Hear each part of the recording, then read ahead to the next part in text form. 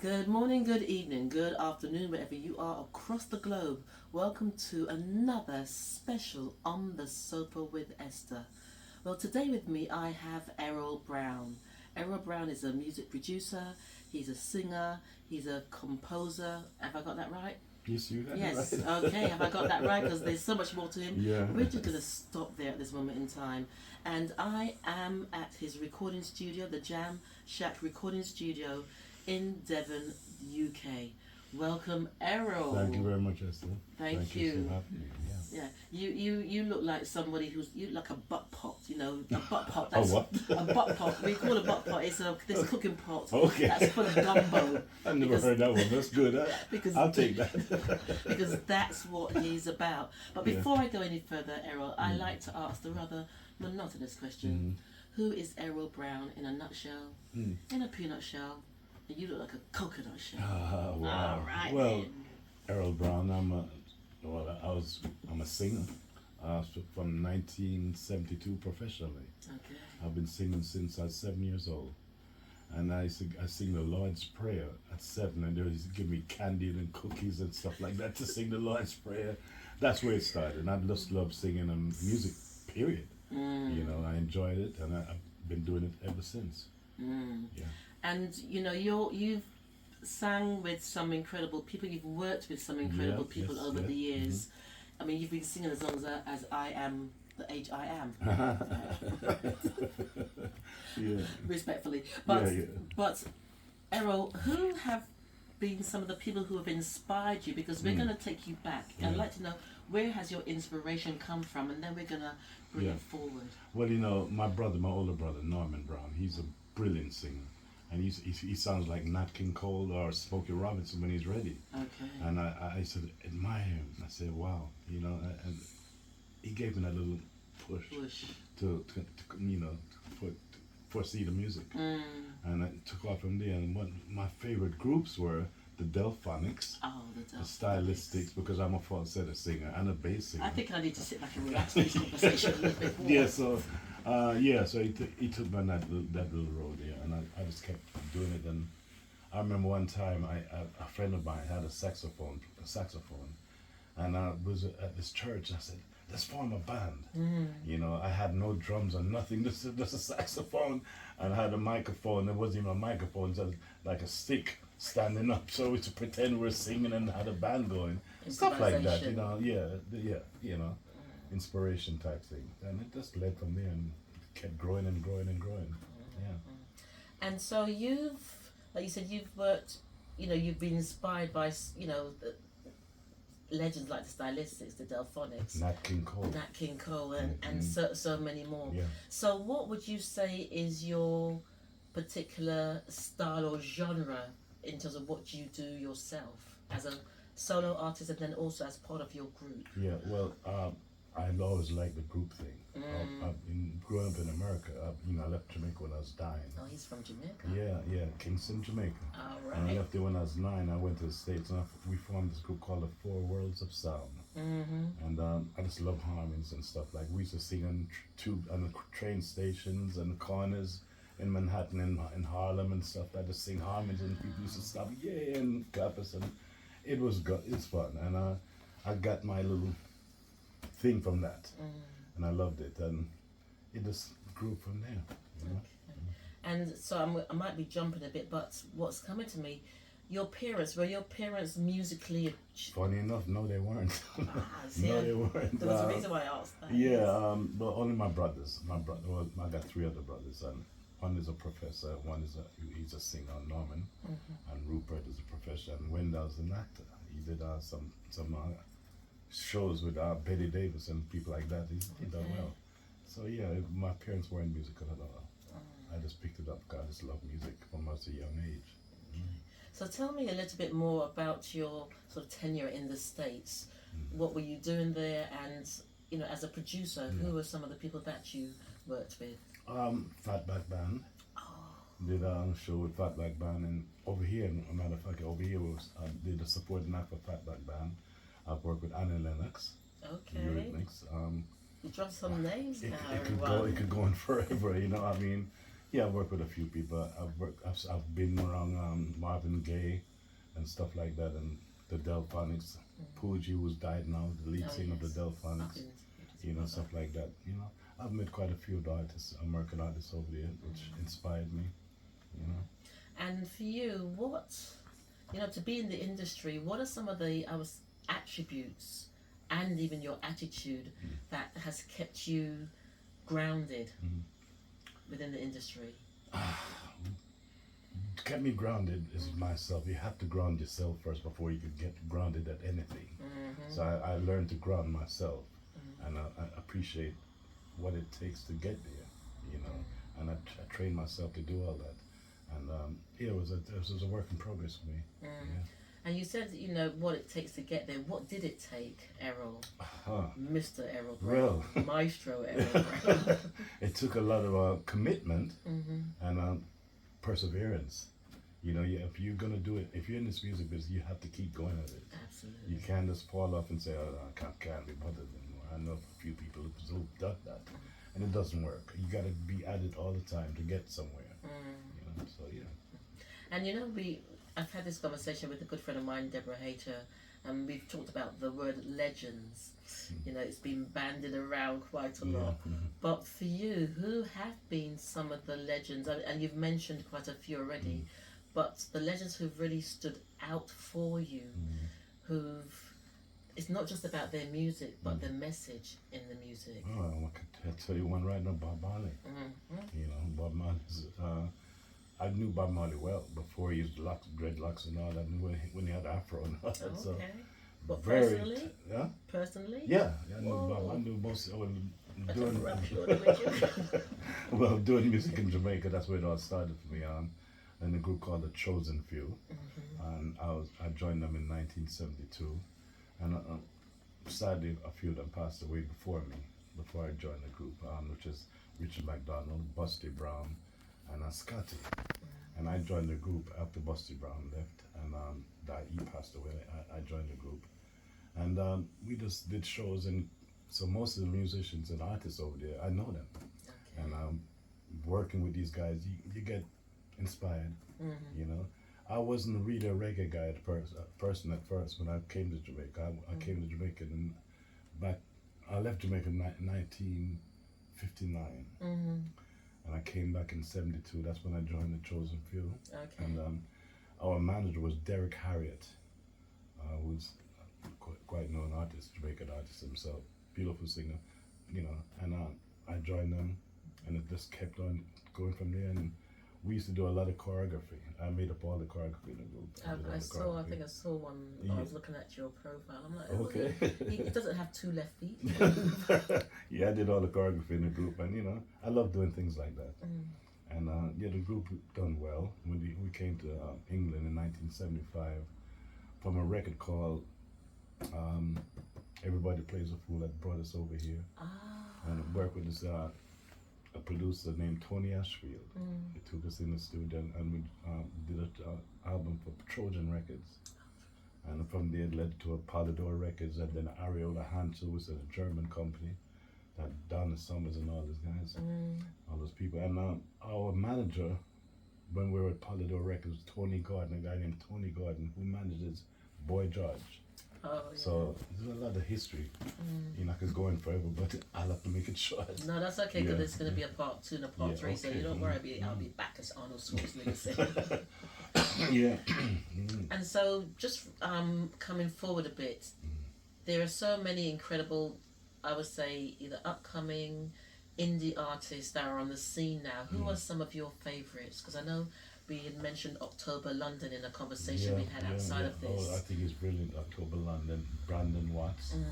I really admire these guys. They are great. Luther Vandross is amazing to me also. I could go on forever how many good artists there is out there, and I'm just trying to be part of it. Excellent, Yeah. excellent. And you are now residing Yeah. in Devon. Yeah. We're not going to disclose the location, people. But tell us what you've set up here and... Okay.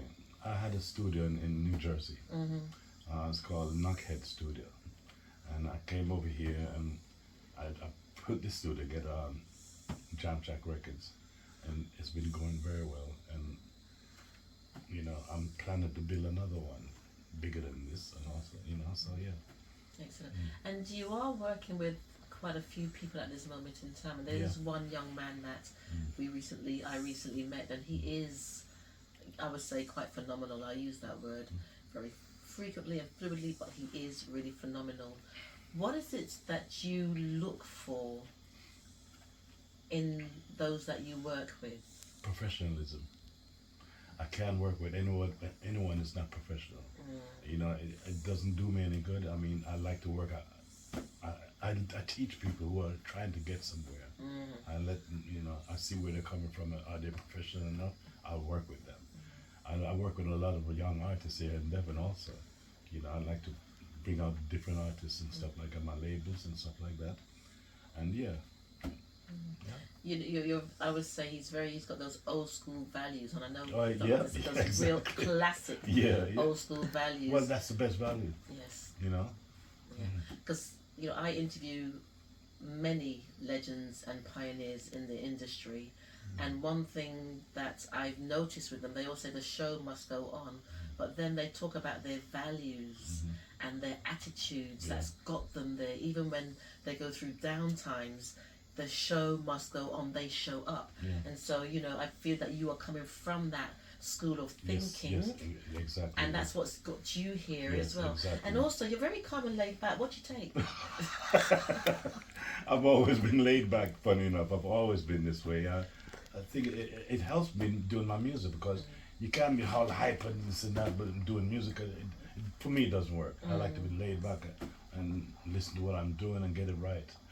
Funny enough, I had Miko Weaver here the other day, who's a Prince guitarist, and he's been back. He's in Holland now. He's back in Holland, and we did some great work in here. Stuff like that.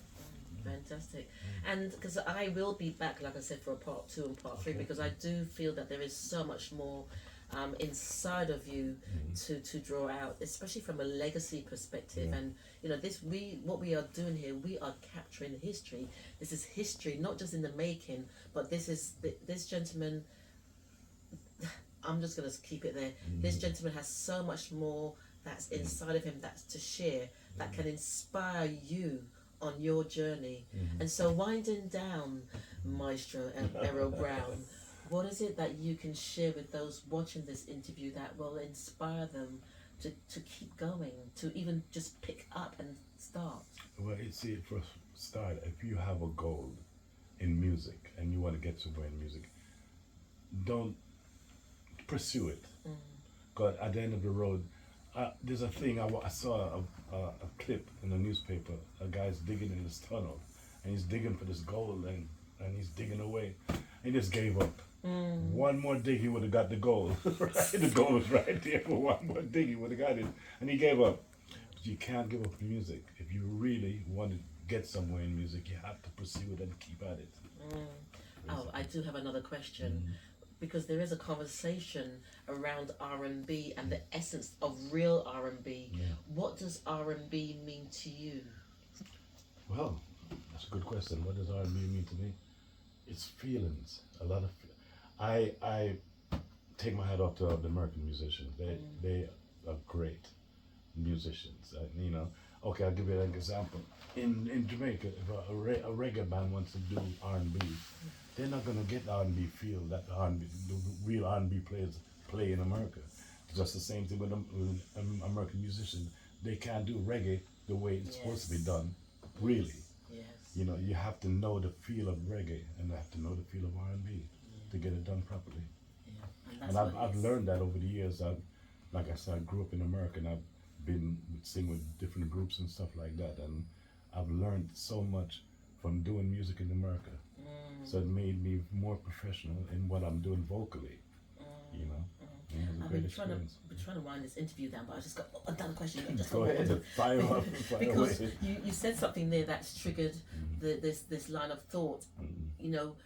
What was it also about your journey, your sort of stay in the States that influenced or inspired your movement in the industry?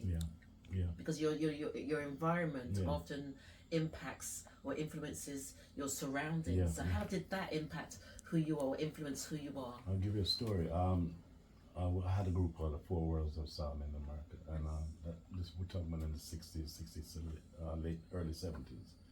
And we went to a studio in Stan Records, Platinum Records, where a group called the Moments were, Sylvia Robinson and Moments. And I think I told the story to someone last night. We were in the studio, we were recording my group, and not knowing that they were looking for a new member for the Moments. They were called the Ray Governor Brown. They were called Ray Governor and Brown now. They were called the Moments before that. And they were looking for this guy to join the Moments. So they came to me looking at, wanted to do a rehearsal. What do you call it?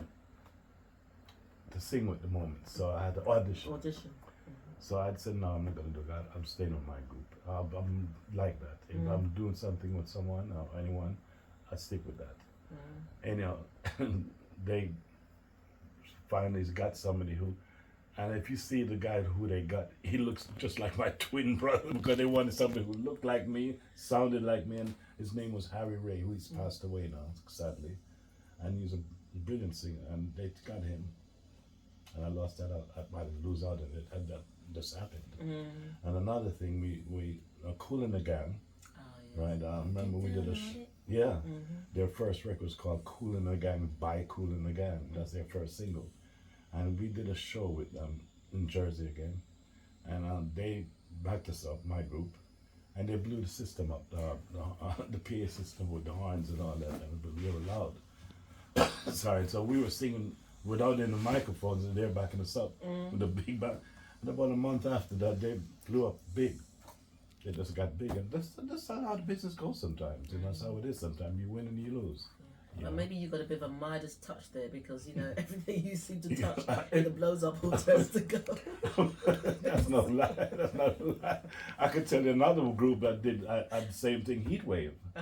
They approached me to do audition for them also. Always and forever. Oh yeah, and I said no, guys, with my group, the Chosen Few. I'd never wanted to leave what I started with. So I said, well, let's go. We're doing this together. Let's go for it. So I didn't do that, but look what happened to them. Most of them are dead now, passed away. But yeah, I mean, what's the name? The lead singer. What's his name again? Yeah, brilliant singer from Heatwave, you know, and it's amazing. I've been through quite a few things that I don't regret. So it was just a learning process for me. Excellent. You know, I've seen a lot, and I've learned a lot.